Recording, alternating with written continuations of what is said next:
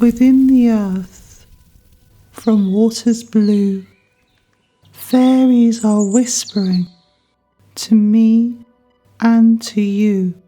Hello there, hello there, hello there, hello there. I'm Claire Casely, the fairy whisperer. In the air of sylvan nights, we'll find our way by fairy light. Fairies whisper throughout the land. It's time to walk hand in hand. To catch a fairy whisper, you have to listen closely. Listen with me.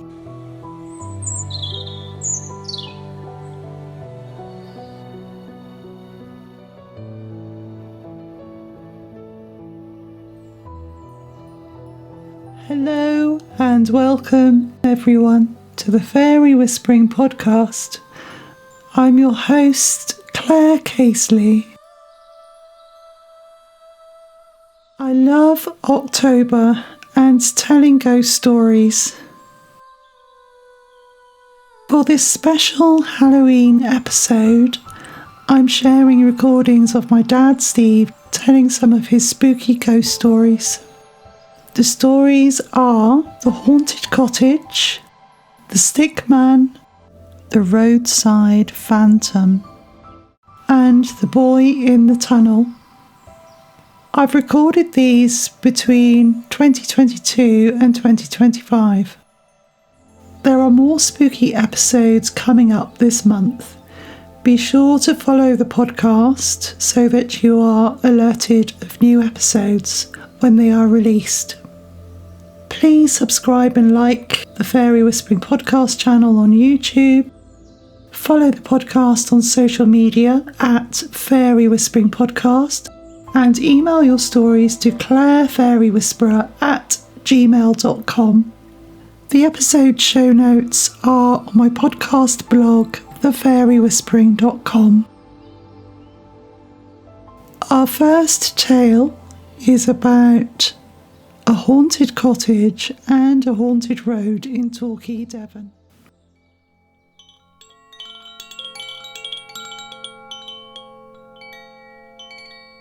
The Haunted Cottage. The Haunted Cottage. The Haunted Cottage. Well, when did this all start and what happened? Well, at least 20 years ago, a friend of mine bought a 16th century cottage. Mm-hmm. And it was clear from stories that he'd heard as he was growing up that there had been various mysterious events and sightings that had occurred in and around that cottage. Yeah. And as time went on, more things came to light. And although I'm not a believer in that sort of thing, ghosts and all that stuff, I'm not really a believer myself, but I did have a strange experience one day when I pulled up to see him in my car. And I noticed there were 3 children in the road outside the cottage, and there were 2 boys and a girl, and they were all maybe from 9 to 12 or 8 to 12 or something like that. And the girl was carrying a hoop, which I thought was odd only because the hoop was a cane hoop, not a plastic hula hoop sort of thing. And they watched me pull in, and I parked and was just doing the usual fussing around that you do before you get out your car. And parked in front of my friend's house with quite a large van. And they then made off. Just out of the corner of my eye, I just saw them turn and walk in front of the van, and I obviously expected them to come out from in front of the van and see them walking up the lane away from where I was parked, but they didn't. So, intrigued by this, I thought, well, maybe they've gone into my friend's garden, because he owns a house on the other side of the road as well. So I got out of my car and I walked up to the front of the van, and there was no sign of them at all, which was all very strange. So I went in and saw my friend, and during the course of the time I was with him, talked to him about this sighting or incident or whatever you want to call it. And he looked at me rather strangely and said, well, I'll show you a photograph one day if I can ever find it again. And he didn't really say any more. Some months later, he produced a black and white photograph from the sort of 1890s, 1900, that sort of thing. And it was of the two boys and a girl standing in the lane. And the girl had a hoop, and so that was that. Really weird. He thought that he couldn't figure out why I'd come up with the story, and I'd never seen the photograph, but can't really say more than that. It was just strange that I seem to have seen maybe some kids that weren't actually there. I don't know. And was there anything similar that your friend had seen growing up? I suppose he can't really talk about his experience, but were there any local stories about the cottage? Yes, yeah, there were. There were stories about the cottage. Various people had seen certain members of obviously a family that was living there at some stage, and these sort of stories seem to be perpetrated over the years, because my friend has lived there an awful long time. Perpetrated over the years by various people just in the street, etc. And in recent time, or let's say in the last 5 years especially, my friend has been doing a lot of work on the cottage, and he has had strange experiences which I hadn't experienced, with lights coming on or being on. Maybe he wouldn't go in there for days, and then he'd be away from the place at another friend's place, and his neighbour would ring and say, "You've left all the lights on upstairs," or "Are you still working over in the cottage?" or whatever. And he would come back and find that lights were on where he hadn't actually been into the place for several days, maybe go and turn the lights off. And now I've actually been with him and experienced that myself, where we've gone out somewhere for an evening and we've come back, and then here I have noticed that there is a light on either upstairs or in the kitchen, and he's gone in and turned the lights off. And internally, because it's empty, he's got internal doors locked and keys hidden just in case anybody broke in, and they wouldn't be able to move through the house very easily. So he has to go through this procedure of opening the place up and going and finding the keys and unlocking the internal doors and turning the lights off. But that's the most peculiar thing that does happen, and which I've witnessed myself on several occasions now. Could you say about one of those occasions? Seeing lights? Well, it's nothing more than that. It is nothing more than lights. You go out, we've gone out, clear that there's no lights on, come back a few hours later and there'll be a light on, upstairs or downstairs.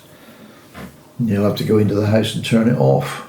Or sometimes he won't do that at night, he'll go in the next day and turn it off. And as I say, the neighbours across the road have often contacted him to say, you've left lights on. Are you still working there today or this evening or whatever? And it's just never a situation, because he's a very careful sort of chap, where it's never a situation where he's gone out and left lights on. He's even had an electrician in to do tests throughout the building to make sure that there's nothing short-circuiting or anything like that, and it's the thing that electrically has got a clean bill of health. So it's very strange that that this sort of occurs, really. Because you've mentioned that your friend has put, for example, dice objects in the house and they've been moved. Yeah, he has done that. Yeah, he went through a period of time where he put 3 dice in various places in the house, and he knew how he'd set them up, the numbers that he'd set the dice on, and then he would leave them and look at them every now and then maybe then he would find that they'd been moved or changed. Maybe he had a 3, a 4 and a 5, and now there were 3 6s or something like that. He's had that experience. What, 666? He has had that situation happen. Really? Yeah, he's had that situation happen. Gosh. So that's a peculiar thing as well, really. There's also been a situation where he's had quite a lot of workmen in doing work, and one person in particular, one day he was working up in the loft, and suddenly became aware of maybe somebody watching him, and turned to see a head and shoulders just go down from the hatch. So he thought, that's, the owner has come over, and so he shouted out, "Are you there?" And then he was worried that he'd left the front door open and that somebody'd just come in to the property, and so on that particular occasion he went out and went down the stairway. The door was not open, the door was locked. So, and then he contacted the owner and said, "Have you been over to the house?" And my friend hadn't been over there, so. And that particular person has become quite used to working in the place and has allayed any sort of worries or fears that he's got by, whenever he goes into the place, he openly talks to whoever might be there and says, "Well, I'm over here, I'm doing this work, mean nobody any harm," and then he gets on with his work, and that's the way that he feels that he can still go in the place and work, because he went through a phase of being just a bit concerned about it, really, and a bit whatever's going on in this place. So he openly talks to, he doesn't know who, but whoever might be listening, to say, "Right, I'm here, I'm working, let's all just get on together," and away he goes, really. Had a very strange experience in the last few weeks where I'd just helped a friend with her taking her kids to a sort of an open day thing, and on the way back we paused because she was aware of this cottage, and she said, "Oh, can we see it on the way back?"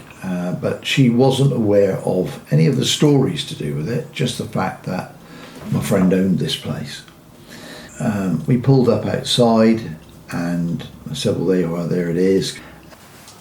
So she was admiring the place and then said, "Oh, I see a little girl up in the window. Is it a big family that lives there?" And I was looking at her, she was looking up at the upstairs, and I said, "Well, nobody lives there. There's no, it's empty, it's been empty for years now, and there's nobody living there at all."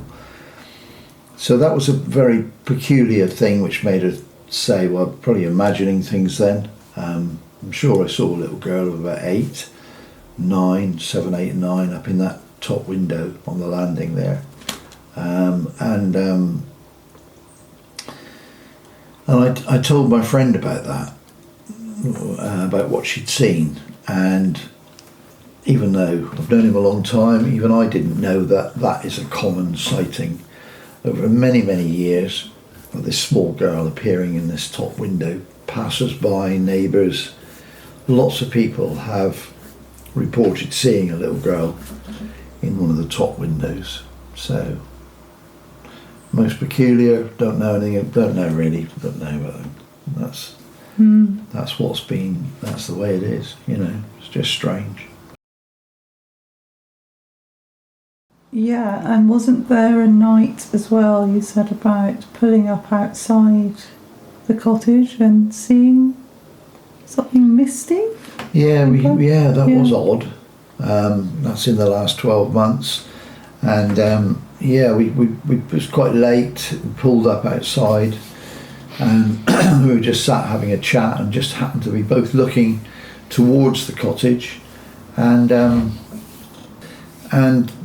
we both noticed it at the same time, and both spoke out about it at the same time. And it was just, you can't explain it, but just a strange, as if an incredibly low cloud is the only way I can describe it, had just passed across the street in front of us. It was just an inexplicable, no form to it at all, just as if you were up on a tour on Dartmoor on a very low cloudy day and you were suddenly enveloped in mist momentarily. It was just like a mist. A split second really, just went across our vision, but we both remarked on it at exactly the same time.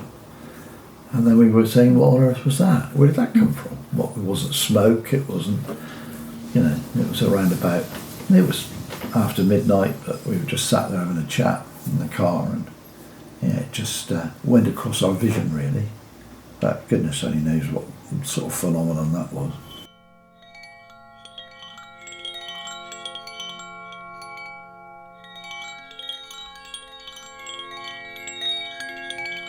Yeah, I can't remember when we last spoke about the cottage, but it must be 2 years ago. What, the pink light? I think you sent me a couple of pictures. Yeah. Yeah. Really strange. Yeah. What, pink light experience? Yeah, the pink light experience.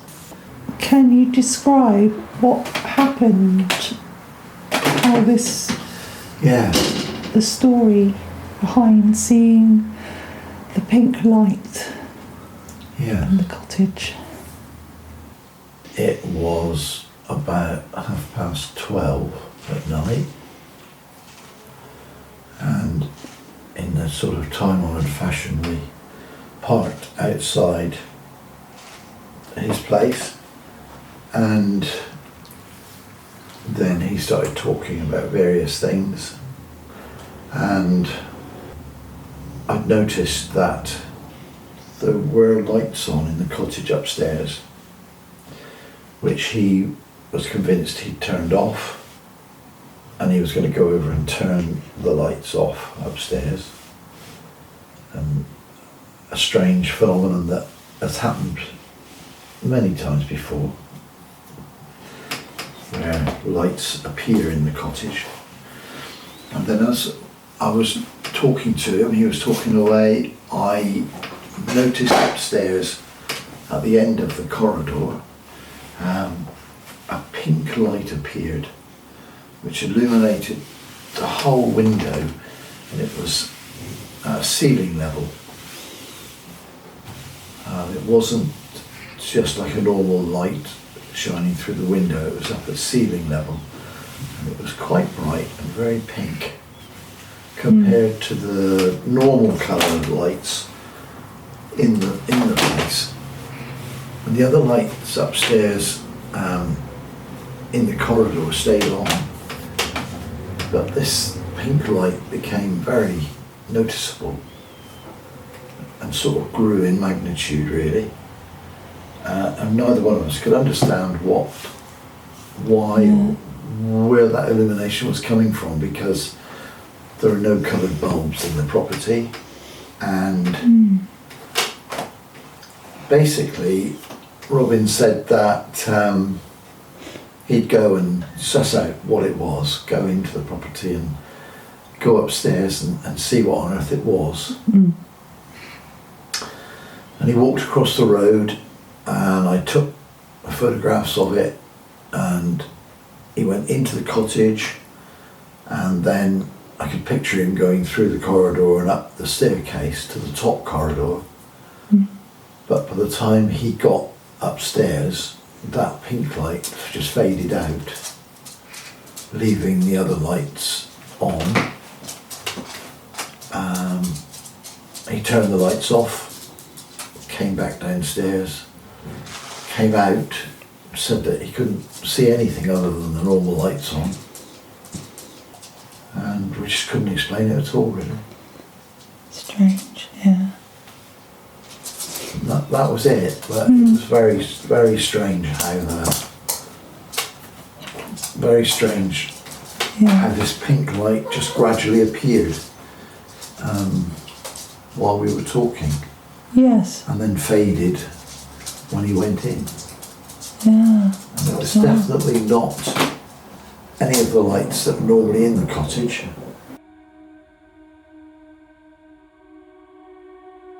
The Haunted Cottage actually featured in one of my nightmares, which led to a series of very strange events that involved knocking and the sounds of doors creaking open in my home. My dad and I were looking up at the cottage to the room where the girl has been seen. At that point, I didn't know that a girl had been seen in the window. And as we were looking up at the cottage, I heard a cackle, like a witch's cackle. And it chilled me to the bone. And after the cackle, there was the sound of a door creaking open. I woke up from the nightmare in absolute terror, and I was convinced that the creaking door was in my house. The sound was in my house. I looked at my wardrobe door, that was closed. So I decided to go downstairs and look in the kitchen to see if any of the kitchen doors were open, but they weren't, they were all closed. That was the start of the rest of the activity that continued for a couple of years at least, and has dissipated now, but still occasionally happens, especially when I'm talking about it to other people. It seems to reignite the activity. An example is that about 2 years after I'd had this nightmare, I was talking to a friend on the phone about the experiences, and I could tell that this friend didn't believe what I was telling them. Whilst we were on the phone, he said, "Oh, I need to go to the door. Someone's knocking at the door. It must be Amazon with my parcel." Anyway, he goes to the door, comes back to the phone, and after a pause he says, there wasn't anyone at the door. And I had great pleasure in saying, "Well, there you go, told you so."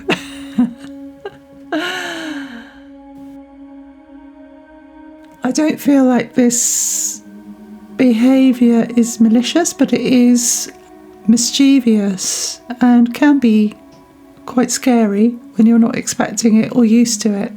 I've got used to it now, and I just take it as a reminder that the other world is much closer than we think.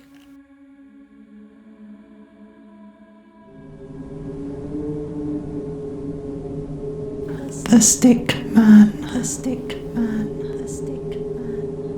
So my dad and I, Steve, are sat in the white wood, which is below Bench Tor and above the River Dart.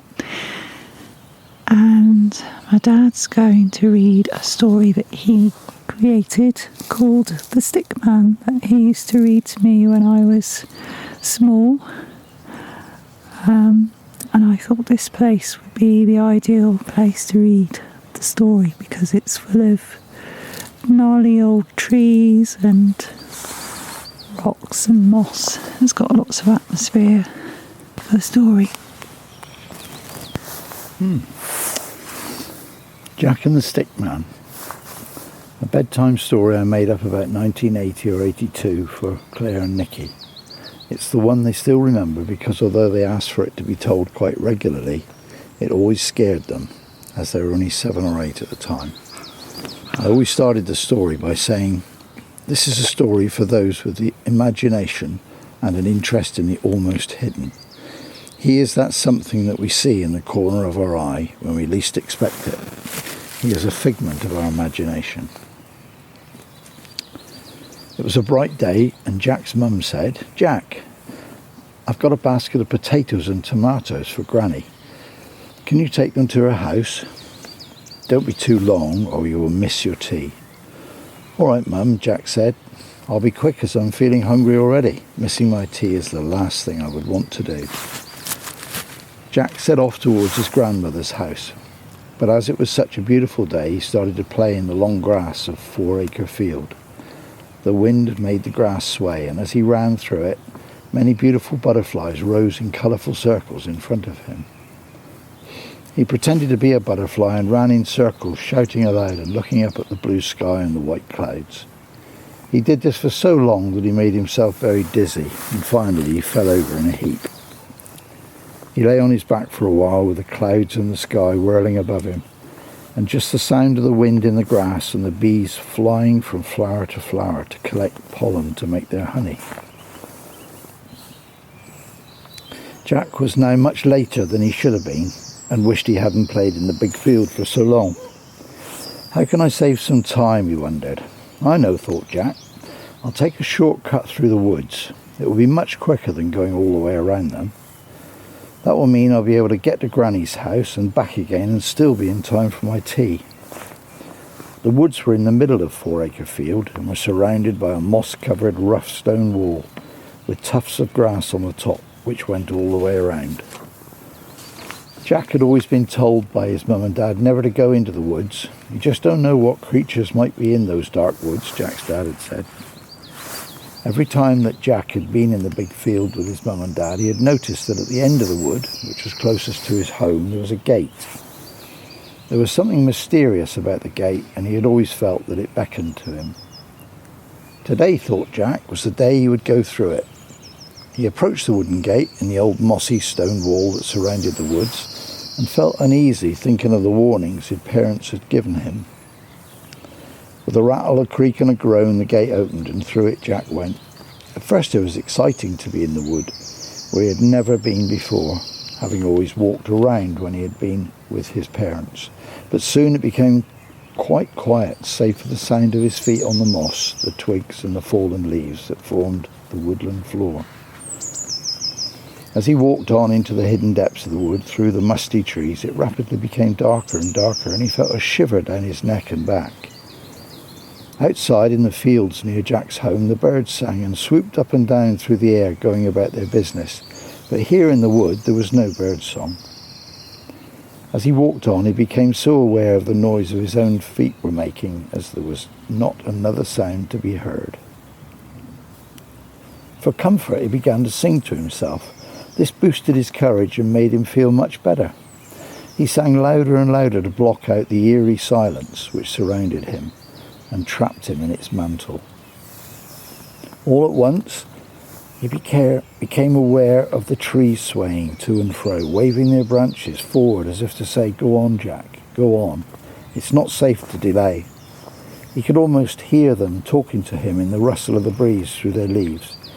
But if indeed the trees were talking to Jack, there was an anxiety in their gestures which Jack found disturbing. Then suddenly, what was that I glimpsed, thought Jack? What did I see from the corner of my eye? He glimpsed a movement other than the trees. Was it a squirrel? Was it a bird? No, he saw it again, a small, spindly, hooded creature, now motionless but leaning forward.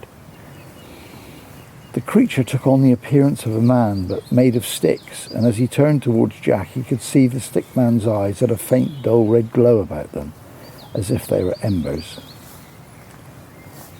Under his cloak, Jack could see his skin was a silver-grey patchwork, like a cross between the bark of a silver birch tree and a snake. With that, the creature started to move from tree to tree in a darting fashion.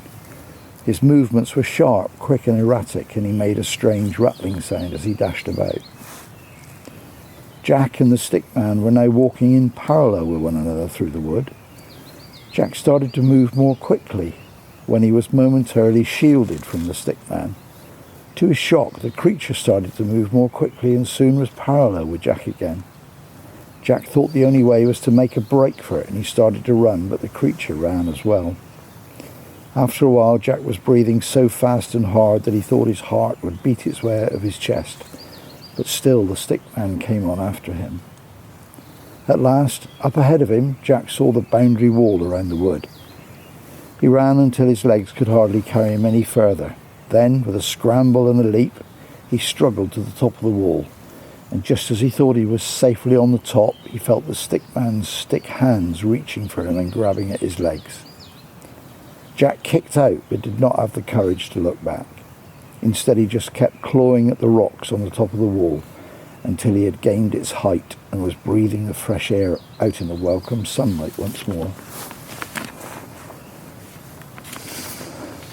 Then, when he'd regained his breath and his courage, he looked back into the wood and saw the face and the burning eyes, but somehow he knew he was safe and that the creature could not come out of the wood. He paused for only a moment, then turned and started to run for his grandmother's house. When he finally arrived, she thanked him for bringing the basket of potatoes and tomatoes. "You must be tired after walking so far all around the wood," she said, but Jack said nothing. She offered him cake and lemonade, which he ate and drank voraciously. Then he ran home around the wood, vowing to himself he would never go into that wood again. When he finally arrived back home, his mother was so pleased to see him return safely. "You're just in time for tea," she said, as Jack sat down for his food, and again he said nothing. There you go. Wow. That was really good to hear it read by you, Dad. Read by the author. Yeah, read by the author. And I was thinking the light here is quite, because it's evening light, isn't it? And it's starting to get a bit eerie, isn't it? It is. It's not dark, No, but it is. I'm going to have to make a run for it. yeah. I think I'll walk to the brook at the bottom, I think, and leap across, and then we'll be away. Yeah. Yeah. God, Wow. there we are. Originally written 40 years ago. Yeah, that's amazing. But what inspired it? No idea. Yeah. No idea whatsoever. Just got a strange brain, I suppose. I really don't know. I really don't know. Did you ever walk in woods as a boy? I remember you telling me about the cycling experience. Yeah, well, that's the only thing that I can think of that it was anything like it at all. Was going out to my friend's house at Babcombe. Out around Fosterville and up to Babcombe, Yeah. on the outside of Kingston towards Shudley. Cycling out there, and he lived in a very, very ancient house. And invariably it would be dark when I was trying to cycle back, and I never had any good lights. And one evening I cycled back down the track, and it was a rough, loose stone track at that time. It's tarmac now, but and the bike made a lot of noise, and it was very rough. And I used to just cycle faster and faster to get really down to Sandygate. Once I got to the pub at Sandygate, I felt I was safe. But and then this particular night, I was careering down the track, and first of all, a fox ran across in front of me and scared me. came from the rhododendrons on the right and went up into the trees. And then what I didn't realise was that coming up the track at about my head level was a barn owl. And I only saw him at the last minute. He must have seen me, but when he lifted up and went up into the trees to my left, Yeah. and then I saw his white underbelly and that sort of thing, and I wondered what on earth it was, really. Because he was just literally coming up the track at about head height, really. So I rattled on down to the lodge at the bottom of the lane, with Fosterville up on the right, and then there was a pump up on the edge of the road, which made a deep beating sound, and I heard that, and that was scary as well, really. I had to cycle up past this pump, Yeah. and then past the sand pits and down to Sandygate Inn. And once I got to Sandygate Inn, there was a bit more light, really, but Yeah. the whole road along there was potholed and quite scary, really. I've driven along that road at night, I think a few years ago, driving along there, and it's pitch black. It is, it really is dark, yeah, and if you're on a bike with no lights and potholes and God knows what else, I don't know how you saw your way, really, because I No. remember so instinct, dark. Fear. Yeah, fear. fear. Gosh. Yeah. So that's the only thing really I can think of that I don't know really whether it's somehow that was inspirational for that story. I don't know. Can't think of anything else really. No, because I don't remember, I don't remember Grandad telling any stories No. to do with woods No, either. no.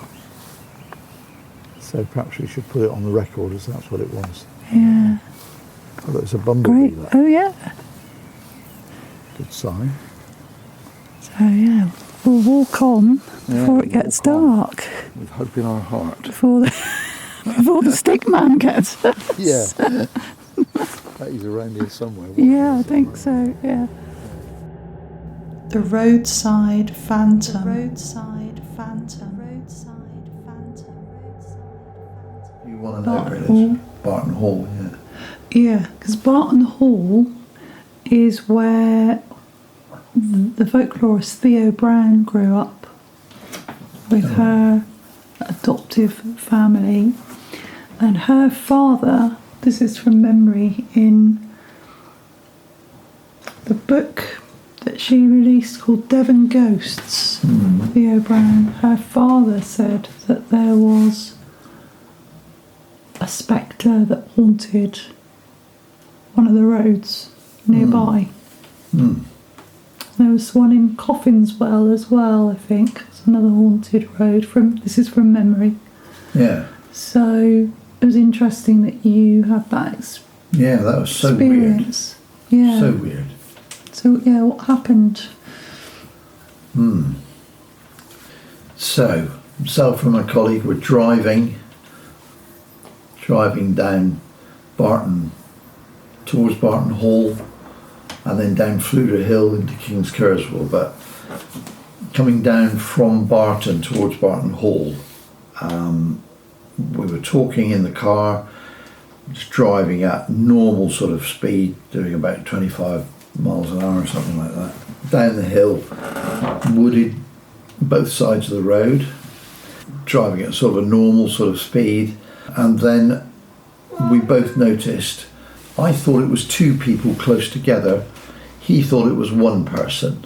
They were maybe, in terms of driving at 25, 30 mile an hour, they were maybe 3 or 4 seconds ahead of us, if you see what I mean. They were crossing the road and it would take us at that speed to get to where they were in 3 or 4 seconds, something like that. So they came from the left hand side of the road, walked across the road to the right hand side of the road. I braked slightly, but knew that we were far enough away for it not to be a problem. But we both expected to see them standing on the right hand side of the road, and my friend said to me as we were approaching, I don't know where they were going because it's just a bank on the right hand side of the road, heavy foliage, and we both knew that over the bank it was quite a drop into the field. He also knew from his experience of the road that there was a gateway on the left-hand side, which is where they appeared to have come from, but that gateway is very overgrown, and it's not a gate that you could use and go through without bringing the foliage down. There is a pathway on the left coming to the gate, but it's not in general use at all. So we, in those 3 or 4 seconds that we managed to say a few words and then passed by the spot, there was clearly nobody on the right hand side of the road, and clearly the gateway is completely overgrown and you would have one heck of a job to get over the gate. So I actually stopped and reversed back up the road because we couldn't figure out where they'd gone, but there was no one there at all. No one, they wouldn't have been able to scale the bank even if they wanted to in the time it took us to get there, really. So most peculiar, don't know. Can't really say more than that. Just an odd thing. But we both saw either two people very close together, or say my friend thought it was maybe one person, but yeah. And didn't you go to the local pub and they said... Yeah, we did. We did go into a pub that's just down the bottom of Fluger Hill, really, and and mentioned it, and apparently again it is something that a lot of people have seen at that point. Somebody just crossing the road, but never being able to figure out where they went. So yeah, I don't know. Is it just like a figure, or could you tell? Oh no, it was definitely just a. Well, I thought it was just two figures walking side by side across the road. Couldn't tell you what they were wearing. Just the impression of it was not dark. It was just evening light. Probably 3/4 of an hour off sunset. Half an hour to 3/4 of an hour off sunset. In the trees, so relatively dark, but certainly not dark, with just a couple of figures in sort of dark clothes, really. Longish dark clothes, but that's as much as I could say about them, really. You know, no, not close enough to see faces or anything like that, but just longish dark clothes. I wonder if there's a abbey around there, or I don't know. monks or something. We could look into that. Yeah. Yeah. Into the history. I mean, you could almost say that, the sort of clothes that they were wearing was sort of that sort of clothes. Ecclesiastical sort of. Yeah. But, that's my cat you can hear in the background. there you go. Interesting story. Yeah. Thanks, Dad. Yeah. The boy in the tunnel. In the tunnel. In the tunnel. In the tunnel.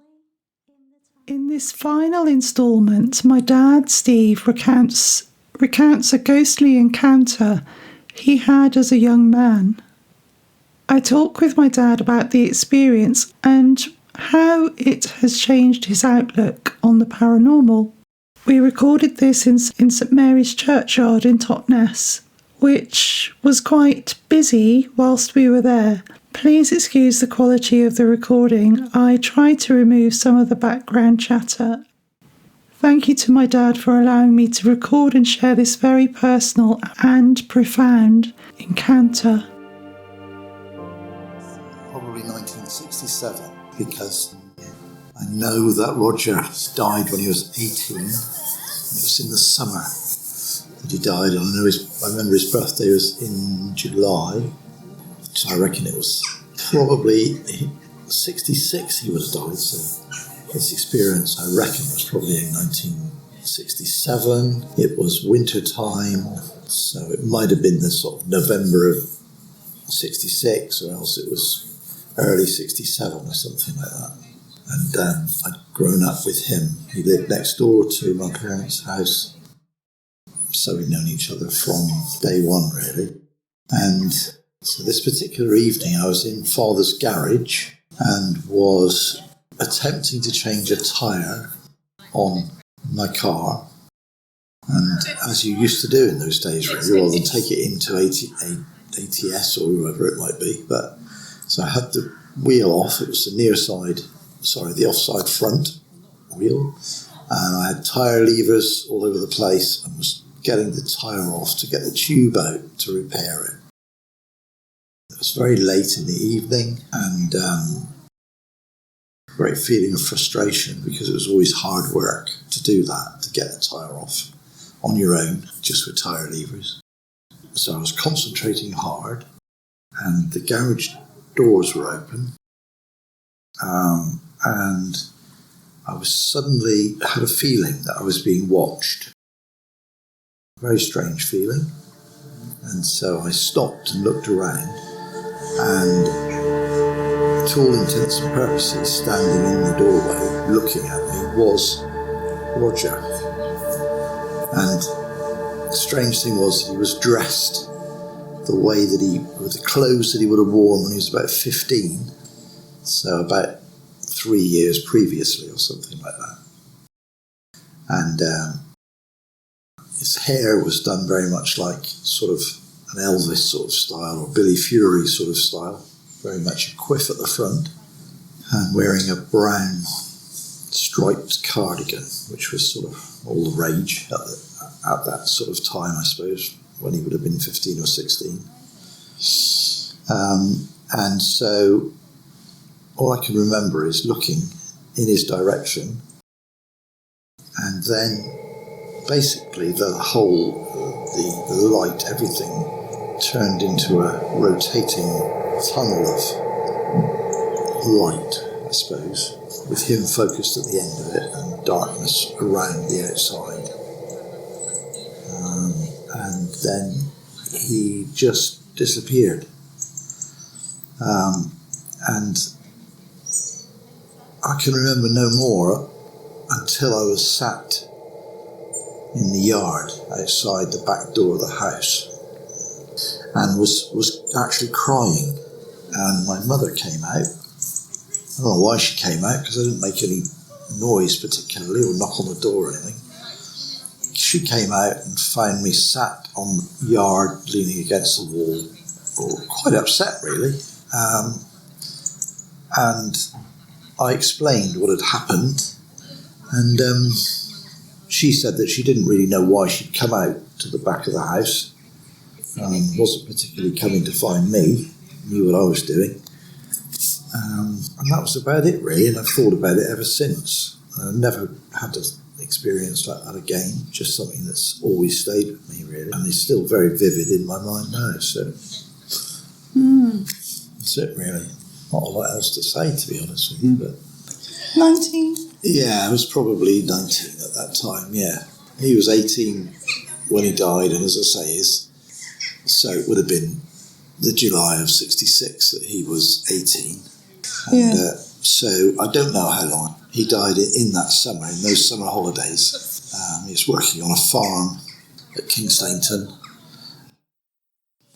close to where he lived really, and he became trapped in an animal pen with a cow, which crushed him against the bars of the pen, and he went into hospital because he was there just for checks to make sure he had no internal injuries and things, but he was quite badly damaged, bruised, and they were just worried about crushing injuries, and it was there that they found that he actually had leukemia. And that's what he died of. And he died quite quickly, really. He never got back to school. In September, he died during those last couple of months of the summer holidays. But Right. Yeah. So he was 18. He was 18, yeah. And he died. Yeah. Yeah. And then, so this was December, January, the winter months. It was in the winter. It's somewhere between November and January, I'd have said, yes. Of 66 or 67, end of 66, beginning of 67. something like that. What sort of expression did he have? He was just smiling. He was just quite serene, really. So he looked peaceful? Oh, yeah, he just looked peaceful and was just smiling. Yeah. Very strange. Really strange. I mean, I'm sure it's all in the mind, but it was a very, very vivid picture or illusion. Or he looked pretty solid, let's put it that. Obviously he wasn't, but it was just very strange. Yeah. I wasn't aware that when I was there, I mean, I was concentrating incredibly hard on what I was doing, as you had to do when you're trying to take the tyre off a wheel. But I wasn't aware that I was thinking about him. You never know. I might have been. I don't know, but I'm not aware that I was. Because you were concentrating. You're in a kind of a meditative, that's right. hypnotic state. Yeah, almost. Yeah. Almost. Yeah. Do you feel that there was a message from him? It was almost a sort of, I'm okay, actually. You know, it was almost like that. Really. I think. I don't know why I was so upset. It might have been some sort of relief. Might have been some sort of shock. It might have been just... but I do remember thinking that he was okay. He wasn't alive, was he? But that he was wherever he was. Yeah. Did you lose any time in that experience? You say you were in the garage. Yeah, I did, because the next thing I knew, I was sat in the yard with my back to the wall, next to the back door, and I don't know how I got there. No, not quite sure. I obviously walked there from where I was in the garage. It's not a very long walk, but I don't remember doing that. How much time do you think there was between when you had that sighting? Not a clue. Not a clue. Might have been the sort of 30 seconds that it would have taken to walk the distance, or I don't know, because I don't know what. It was quite late in the evening, but I don't know what time the event happened, and I have no recollection of a loss of time, but my only recollection is that I don't remember going from the garage to the back of the house. And what did Gran say? Well, she was quite supportive, really. Just said things like, well, you were very close, you knew him, obviously, from before either one of you could walk about, really. We used to play with, together and that sort of stuff, crawl about together. But, so she was quite supportive, really. Yeah. He was a very close friend. So were they neighbours? Yeah, they lived next door. Lived next door. Yeah. Oh, yes. And you said about Grandad, but was Grandad there at the time, or was he? No. Well, he was in the house. Right. But I don't remember him that evening at all. No. He probably would have set me up in the garage with tyre levers and stuff. But he didn't figure in the event at all. No. Right. No. Had you had any unusual experiences as a child before that? Was that the first sort of... No, I can't remember anything. No. Nothing at all. It wasn't like some sort of reoccurrence or I've been here before or anything. No, I can't remember anything. And what happened afterwards? Did anything change in your life after that event? Not that I can remember, Claire. No, not that I can't relate it to anything else, really, other than that event on that evening. Really. No, I can't relate it to it. It was just a one-off. It never happened again. How did it change your perspective of... Did it change your perspective of life, the universe and everything at all? Or did you... Well, I think it just made me... to be honest, I can't remember whether I believed in supernatural stuff at all prior to. But I think it just made me think, well, maybe there is something out there that we don't know. Maybe there is... That's all it's just made me listen to other people and not poo-poo stuff when people tell me that sort of thing, really, through the rest of my life, really. Yeah. Just to accept that maybe there is something like that it's just not explainable. Yeah. Strange one, though. Thank you for listening. See you next time. Bye for now.